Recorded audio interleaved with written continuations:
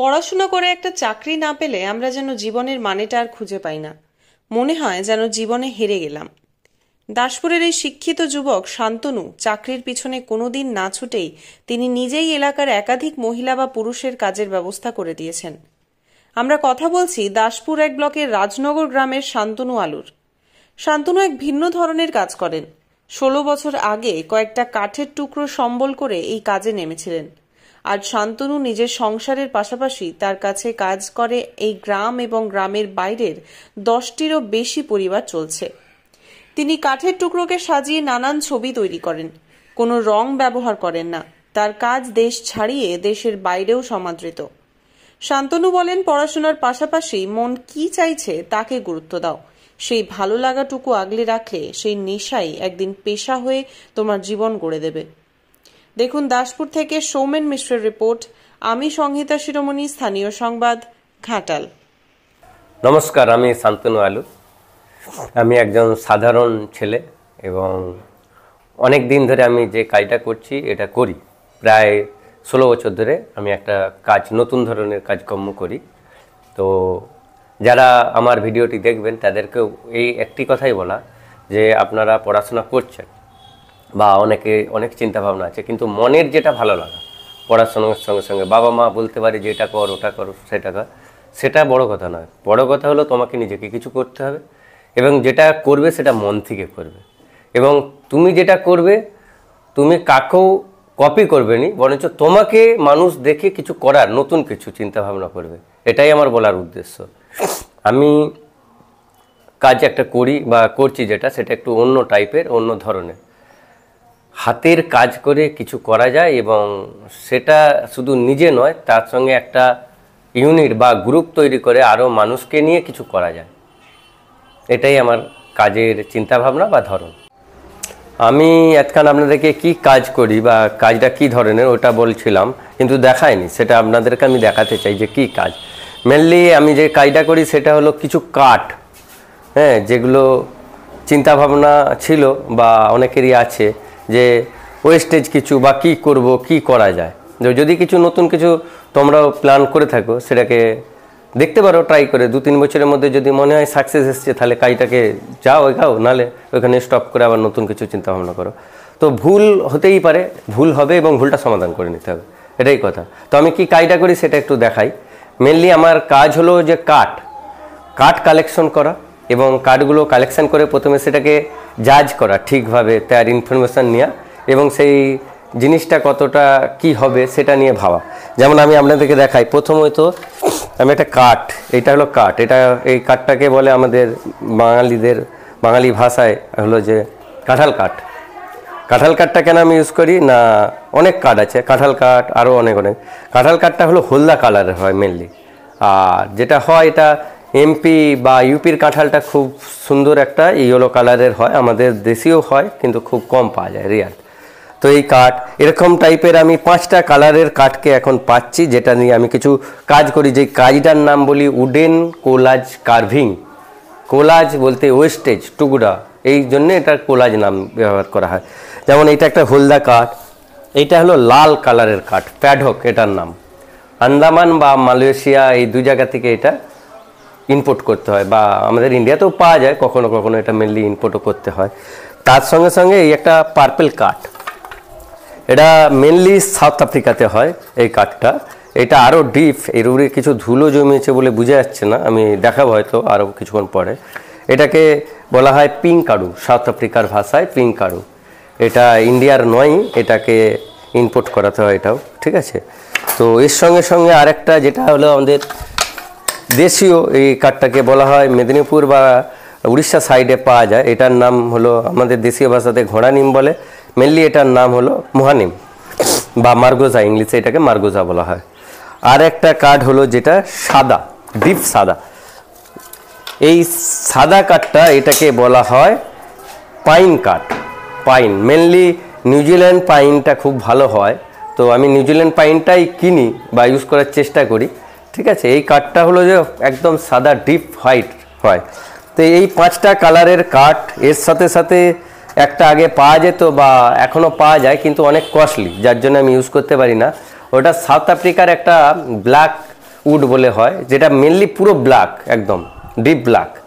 তো সেই কাঠটা অনেক কস্টলি, যার জন্য আমি ইউজ করি না, বা আছে হয়তো স্যাম্পল, কিন্তু সেটা ভবিষ্যতে করব কখনো, যদি কোনো ভালো রকম কোনো বায়ার্স আমাকে বলে, সেক্ষেত্রে আমি তার জন্য স্পেশালি বানাবো।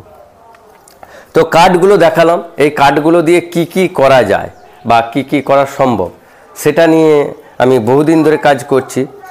তো আজ প্রায় 16 বছর প্লাস আমি এটা করছি, এবং আমার জীবন কিন্তু আমি স্টার্টিংয়ে করেছিলাম মাইনাস থেকে। কারণ মাইনাস এই কারণ আমি ব্যাংক লোন নিয়ে শুরু করেছিলাম, সেটাকে ব্যাংক লোন ক্লিয়ার করি, এবং আমার নিজের একটা ইউনিট যেখানে আমি বসে কাজ করতাম সেটা অনেক ছোট ছিল, এবং আমার সঙ্গে আমার সব সময় সঙ্গ দিয়ে এসছে, আমি তাকে দিদি বলি, আরতি দি, ঠিক আছে।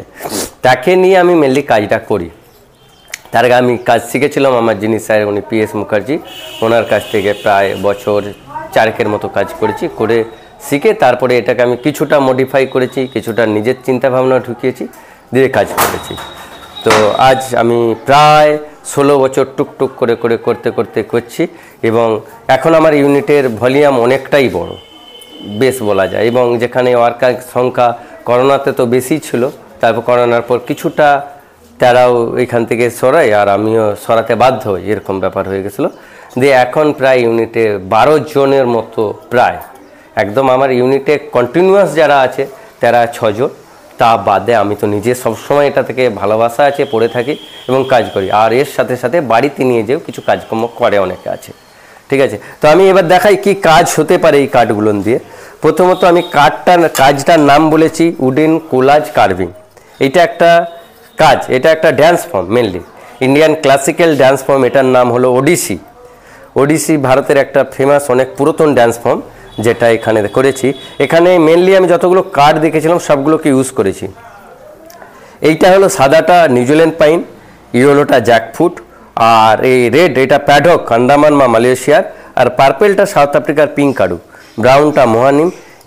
এর মধ্যে 5টা কাঠি ইউজ করেছি। তার মধ্যে একটা ইউজ করছি কি না, এটাকে বলে মেসোনাইট বোর্ড, হার্ড বোর্ড বলে অনেকে, বা আমরা মেসোনাইট বোর্ড বলেই জানি, যেটা ছোটোবেলাতে আমরা পরীক্ষা দিতাম, তার উল্টো দিকটাকে আমি ইউজ করি। এখানে কালার করা হয়। কালার বলতে এই বোর্ডটা এরকম দেখতে হয়, আর এই উল্টো দিকটা এবড়ে খেবড়ে হয়, সেটার উপরে ম্যাট কালার করতে হয়, ব্ল্যাক ম্যাট কালার। এখানে কিছু প্রসিডিওর আছে যেটা মেনটেন্স করি। এটার মেন কারণই হলো এটা ধুলোকে ক্যাচ করে না, ঠিক আছে। ধুলো এর মধ্যে আপনি ওপেন আছে, গ্লাস নেই, এটা একটা অ্যাকচুয়ালি আপনি ওয়াল হ্যাঙ্গিং বলবেন, ঠিক আছে। তো সেটা ওয়ালে যখন টাঙানো থাকে, সাধারণ মানুষের চিন্তা ভাবনা থাকে যে ধুলো হয়ে যাবে, এটা ধুলো ধরে না। হ্যাঁ, 5-6 বছরের মধ্যে মেনটেন্স তো করতেই হয়, সব জিনিস এটাকেও করতে হয়। আচ্ছা, এটা হলো যে একটা ফিনিশ প্রোডাক্ট, কিন্তু এটার ফ্রেম দিই না। ফ্রেম দেওয়ার পর এরকম একটা প্রোডাক্ট হতে পারে, এই একটা, ঠিক আছে। এগুলো আমি বলবো যে ইন্টারন্যাশনাল না, আমার ইন্ডিয়াতেই প্রচুর ডিমান্ড, যদি আমরা সেই জায়গায় পৌঁছাতে পারি তাদের কাছে। এগুলোকে ওরা অনেক কেয়ার করে, ভালোবাসে, এবং মন ভালোবাসার সঙ্গে কিনে। আর আজকে তারা আমার সাপোর্ট করে, যারা আমার বায়ার, তারা কিনে এবং ভালোবাসে বলে আজকে আমি একটা বড় ইউনিট বানাতে পেরেছি। যে ইউনিটটাতে আমার একটা পরিবার তৈরি করছি, এবং পরিবারের প্রত্যেকে মন দিয়ে, মনোসংযোগ দিয়ে এই কাজটা করে বলেই আজকে একটা জায়গায় আমরা পৌঁছাতে পেরেছি। এটা সবাইকেই বলবো, যে যখনই যে কাজটাই করো না কেন, ভাবো না যে কিছু একটা প্রতিষ্ঠান তৈরি করতে গেলে প্রত্যেককে সমানভাবে তার মানে কি বলবো, যে শরীরের সাপোর্ট সেটা দিতেই হবে, না দিলে কিন্তু একটা কখনো প্রতিষ্ঠান তৈরি হতে পারে না। এটা একদম বাস্তব ফ্যাক্ট, এটা আমার বাস্তব অভিজ্ঞতা, এবং আমার জীবনের হয়তো জানলে জানবেন যে আমি কোথা থেকে এসেছি, কিভাবে সংগ্রাম করে আজকে এই জায়গায় এসেছি। তো এইটা একটা। আচ্ছা, এটাকে আমরা বলি উডেন কোলাজ রিলিফ পেন্টিং। আচ্ছা, এটাকে বলি wooden collage, base collage. Base বলতে এই জায়গাটাকে আমরা বেস বলি, আর এটাকে বলি ফিগার। তো বেসটা এখানে কোলাজ করে দিয়ে একটা অসাধারণ ড্যান্সের ফর্ম হয়। এটা ওডিসি ড্যান্স যদিও, ঠিক আছে, এটা একটা আলাদা মুদ্রা ওডিসির। এইভাবে ড্যান্স এরকম অনেক প্রায় 150-র উপরে ডিজাইনের আমি এখন অবধি কাজ করেছি বা চলছি, যে এমন নয় কন্টিনিউয়াস চলবে। পেছনে একটা হয়তো দেখলে বুঝতে পারবেন গৌতম বুদ্ধ, কারণ বুদ্ধকে আমরা এই কারণে রাখি বা ভালোবাসি, বুদ্ধ হলো শান্তির প্রতীক, ঠিক আছে। এখানে ওইরকমই একটা স্টাইলের আমি বানিয়েছি। প্রায় এটা আছে আপনার 42 ইঞ্চি বাই 36 ইঞ্চি সাইজ, ঠিক আছে। এবং এগুলো তো তৈরি করা খুব একটা হয় না, তাই এরকম প্রোডাক্টগুলোর কদর থাকে, এবং বাইরে ডিমান্ড থাকলেও বাইরে নিয়ে যেতে পারি না খুব বড় সাইজ বলে, তাই এগুলোর মেনলি আমার কাস্টমার থাকে কলকাতা সল্টলেক বেসেই বলা যেতে পারে।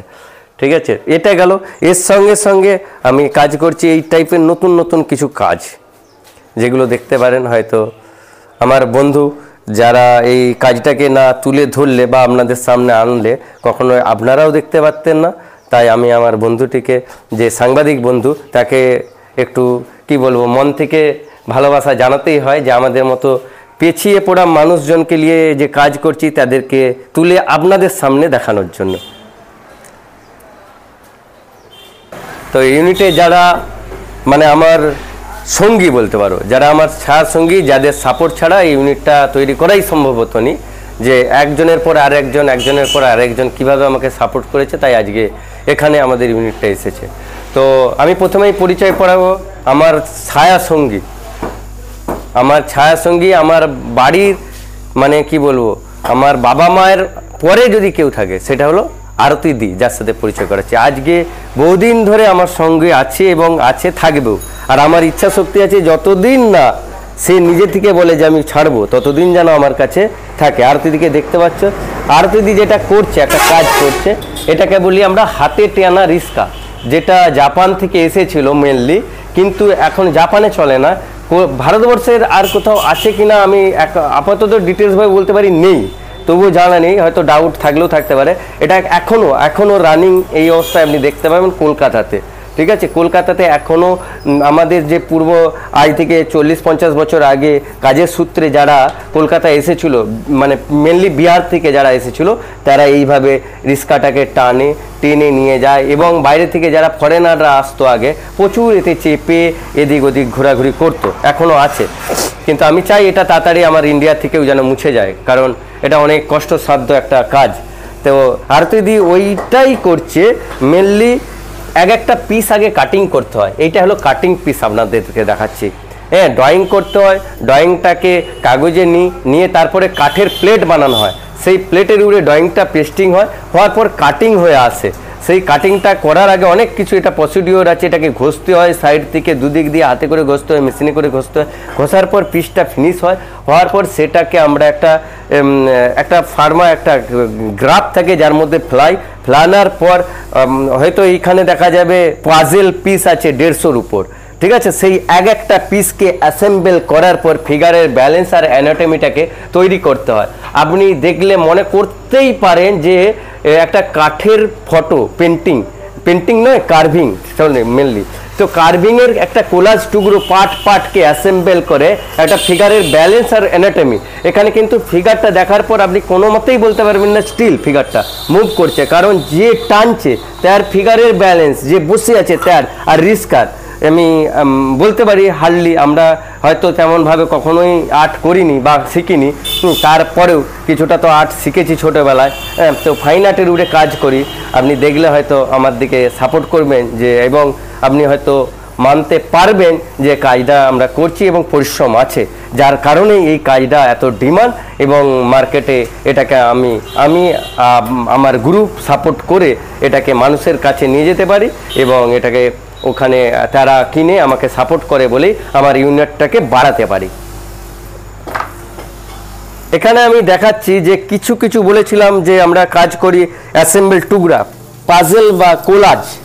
এগুলো হলো কোলাজের টুকরো, কাগজের আপনারা কাগজের টুকরো দেখেছেন, কাগজের টুকরো দিয়ে কোলাজ বানাতে, আমি কাঠের টুকরো দিয়ে কোলাজ বানাচ্ছি। হ্যাঁ, এই টুকরোগুলোকে মেনলি আমরা এখানে নিয়ে আসি। এখানে যারা কাজ করছে, আমার 2 দিদি কাজ করছে, এরাও খুব বিশ্বস্ত এবং খুব মনোযোগ সহকারে কাজ করে সব সময়। এরা কাঠারি দিয়ে কাজ করে, কাঠারি একটু ডিসব্যালেন্স হয়ে যায়, আঙুলগুলো কিন্তু কেটে যেতে পারে বা মাঝে মাঝে কাটেও, তার আমি আপনাদেরকে ছবিও দেখাতে পারি যে কেটে যায় আঙুলগুলো। তো সেই কাঠগুলোকে নিয়ে ঠিক যেখানে যেই অঙ্কের যতটা টুকরো লাগবে সেটাকে সেই মতো কাটে, বা ওখানে কাটা পিস পেয়ে গেলে সেটাকে অ্যাসেম্বল করতে হয়। করার পর সেটা পেস্টিং করা হয় এবং এই পেস্টিংটা হয়ে যাওয়ার পর এটা 24 আওয়ার্স এটাকে হেভি ওয়েটের মধ্যে রাখা হয়, যাতে প্রেসারটা একদম এয়ার টাইট বলা যায় হয়। হ্যাঁ, তো এই কারণে যে মনে হতে পারে চিন্তা ভাবনা যে পিসগুলো খুলে যাবে, হয় না। আমরা 100% বলতে পারি এটা হয় না। ঠিক আছে, চলো।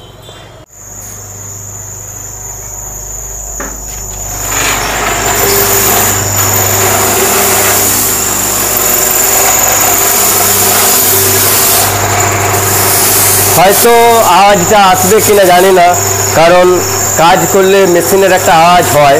সেটা হচ্ছে এখানে আমার আর এক দিদি বাসন্তীদি কাজ করছে। তার কাজই হলো মেনলি প্রত্যেকটা পিসকে কাটা। সে কখনো হয়তো মেশিনের সাহায্যে বড় পিসগুলো কাটতে হয়, কখনো হাতের সাহায্যে কাটতে হয় পিসগুলোকে।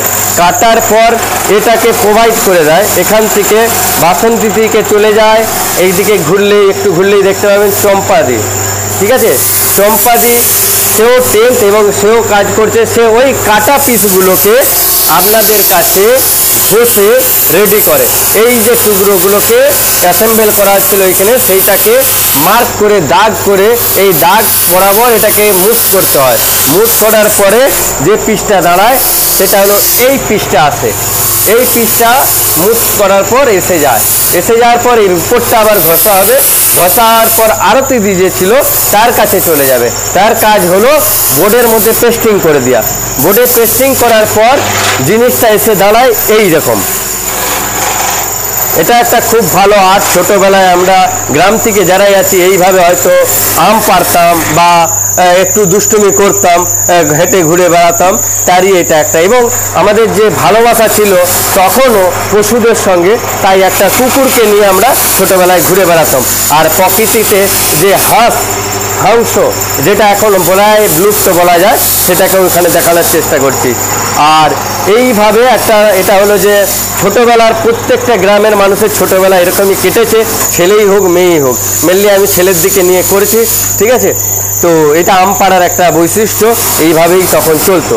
এইটা হয় ওখানে পিসটা ঘষার পর এবং কাটিংয়ের পর এই জায়গায় এসে দাঁড়ায়। এটা থেকে হয় কি না, তারপরের স্টেপিংয়ে আসে এটা হওয়ার পর তারপরে কমপ্লিট এবং ফাইনাল হয় এটা। থ্যাংক ইউ, আমি আপনাদেরকে বোঝাতে পেরেছি এবং দেখাতে পেরেছি। আর শেষে একটাই বলবো, যারা পাওয়া যাবে হলো যে আপনি যে কোনো সময় পশ্চিম মেদিনীপুর ঘাটাল দাসপুর থানার অন্তর্গত রাজনগর গ্রাম, মেনলি রাজনগর স্কুল বা শনিকালী মন্দিরে এসে বললেই হবে যে কল্পনা হ্যান্ডিক্রাফট বা শান্তনু আলু। মেনলি আমাকে চিনে, আমার লোকাল নাম পাপাই বললেই যে কেউ আপনাকে জানিয়ে দেবে। হ্যাঁ, আপনি যদি চান, যদি নিতে ইচ্ছুক হন আমার থেকে বা আমাদের ইউনিটকে সাপোর্ট করার যদি ইচ্ছা হয়, কিছু কিনে, যে গ্রামের একটা ছেলে সে কিছু কাজ পাবে এবং সে নয় তার একটা ইউনিট বড় পরিবার তৈরি করবে, যেখানে সবাই আনন্দে আপনাদের ছোট ছোট সাহায্য যেটা আমাকে বড় করবে, আমার ইউনিটটাকে বড় করবে এবং আমাদের সবাইকে দেখাতে পারবো যে আমরা একটা গ্রাম থেকে কিছু তৈরি করে, যেটাকে ইন কেস পরবর্তীকালে আমার লক্ষ্য আছে হয়তো আমেরিকাতেও কোনো একটা এক্সিবিশন করব। কারণ প্রচুর ডিমান্ড থাকে বাইরে, যারা ইন্ডিয়ায় থাকে ওরা কিনে নিয়ে যেয়ে বাইরে যায় এবং এগুলো বিক্রি করি। তো আপনারা কিনতে চাইলে আমার সাথে বা আমার এই সাংবাদিক বন্ধুকেও যদি আপনি জানতে চান, আমার ডিটেলস বলে দিবে।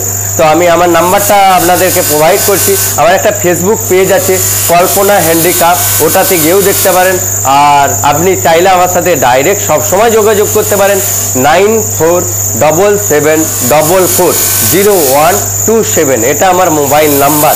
আপনি চাইলে আমার ইউনিটে আসতে পারেন, ইউনিট ভিজিট করতে পারেন, বা আপনি চাইলে ওখান থেকে কিনতে পারেন, নতবা ফোন মারফতেও আমার সাথে কন্ট্যাক্ট করতে পারেন। Thank you.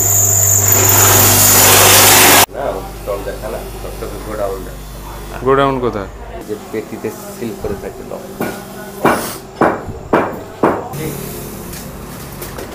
বলছি, উপরেও কি এইসব ইউনিটই করবি?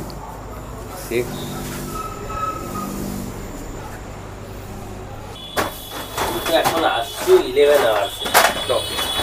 আমার কি এখানে স্টক আছে, সব তো চলে গেছে কলকাতা আবার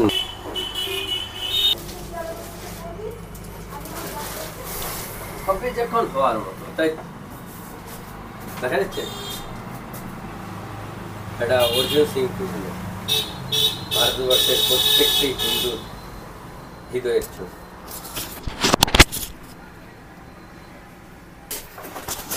শান্তনু আর রাধা ছাড়া তো কিছু খাওয়া সম্ভব না।